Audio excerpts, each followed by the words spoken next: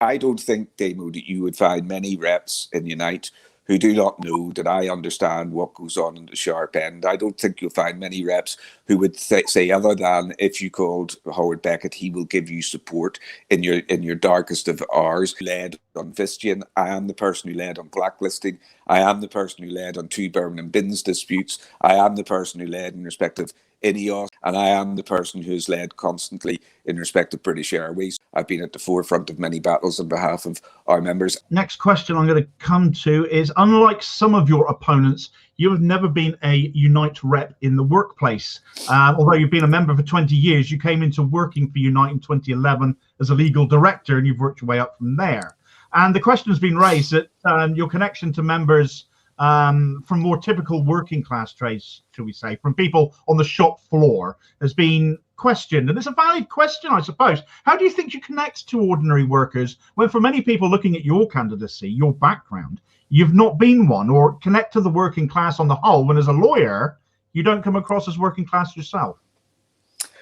Well, listen, it's a very valid question to ask whether or not being a rep is a disadvantage to you. Not being a rep is a disadvantage to you whenever you ask the membership to vote for you for being General Secretary. It's most definitely a valid question because of the role that reps play in Unite the Union. They are the first port of call for our members. They put themselves at the sharp end. They're the ones that are victimised by employers. They're the ones that have to constantly deal with the members in the most difficult of circumstances. So it's undoubtedly a valid question. It's not a valid statement to say a solicitor or someone who has been a solicitor should not be General Secretary of Unite. Solicitors are a group of workers like any other group of workers. Some of them will come from working class backgrounds and some of them will not come from working class backgrounds. I know the background I came from, Damo. You know, my mother was a district nurse and a shop steward rep. I grew up in a trade union family. I grew up with the ethics that I still have now.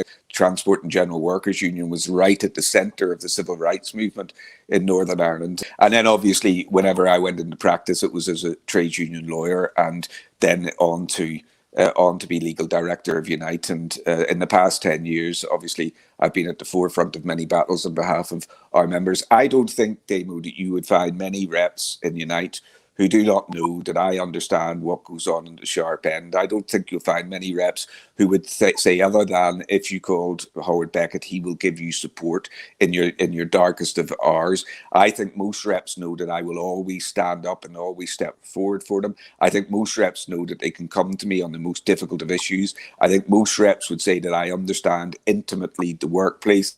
I am the legal director who has been responsible for ensuring that there's not been one single repudiation of official or unofficial industrial action that's been taken by Unite. I am the person who led on Vistian. I am the person who led on blacklisting. I am the person who led on 2 Birmingham Bins disputes. I am the person who led in respect of INEOS whenever we were fighting to get ourselves recognised there again. And I am the person who has led constantly in respect of British Airways, so the most high profile and most difficult of employers. And I think the reps in all of those places will say to you that my representation has been one where I've clearly understood the issues that have been happening in their workplaces. Of course, we've got a little bit of video footage of you on the picket line there, just playing while you were speaking just then.